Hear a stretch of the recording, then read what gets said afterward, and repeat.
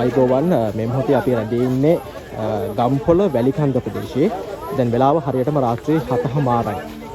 අපි ගම්පොළ යුද හමුදාව සම්බන්ධ කරගනිමින් අද දවසේදී ගම්පොළ වැලිකන්ද ප්‍රදේශයේ නායයාමට ලක් වූ ආපදා ප්‍රදේශවල සිටින අපේ ආදරණීය ජනතාව වෙනුවෙන් සහන ආධාර ලබා දීමේ ක්‍රියාන්විතය අපි ආරම්භ කරා.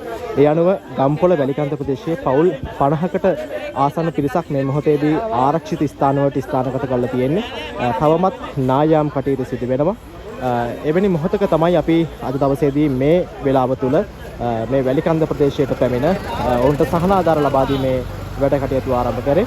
අපේ ධම්මකුසල දහම් පාසල ආදරණීය දුවාදරුවන් විසින් එකතු කරගෙන ලැබූ ඒ සහන ආධාර අද දවසේදී අපේ ආදරණීය අසරණ ජනතාව වෙනුවෙන් බෙදා දීමේ කටයුතු මේ මොහොතේදී සිදු වෙනවා. ඒ අනුව අද දවසේදී පුද්ගලයන් 4 දෙනෙකු මිහිදන් වී තිබෙන මොහොතක ඒ පස්කන්ධ නායාමෙන් පස්කන්ධට යට වී තිබෙන මොහොතක සොයාගෙන ලැබුවා.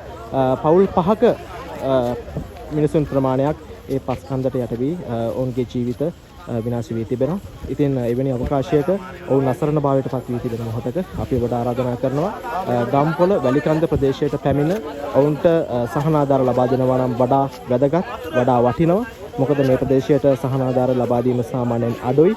මොකද දුෂ්කර ප්‍රදේශයක්, පැමිණීමට අපහසුයි. මාර්ගය සම්පූර්ණයෙන්ම බාධාවට ලක් වී තිබෙනවා කඳු වැටි කඩා වැටීම තුළින්. ඒක නිසා අපි ආරාධනා කරනවා ඔබට හැකිනම් ගම්පොළ වැලිකන්ද ප්‍රදේශයේ මේ අසරණ ජනතාව වෙනුවෙන් පිටක් වෙන්න. උන් තවමත් ආරක්ෂිත ස්ථානවල තමයි සිටින්නේ. ඉතින් මේ මොහොතේදී ධම්මකුසල දහම් පාසල ආචාර්ය මණ්ඩලය, අපේ ගෞරවනීය නායක හම්දුරු, ඒ වගේම ගම්පොළ ශ්‍රී ලංකා යුද හමුදාව එකට එකතු වෙලා අද දවසේදී පවුල් 50කට ආසන්න පිරිසකට බියලි ආහාර ද්‍රව්‍ය, ඒ වගේම වතුර බෝතල්, ඔවුන් සඳහා ඇඳුම් අද දවසේදී ලබා දෙනවා. ඉතින් අපි ඔබට ආරාධනා කරනවා මේ මානසික සත්කාරය සමග එකතු වෙන්න කියලා. ඉතින් මේ අවස්ථාවට අපිට දවස් ගණනාවක සිට උදව් උපකාර කර ඔබ සියලු දෙනාටම උතුම් වූ තෙරුවන්ගේ ආශිර්වාදය ලැබෙත්වා කියලා අපි ප්‍රාර්ථනා කරනවා.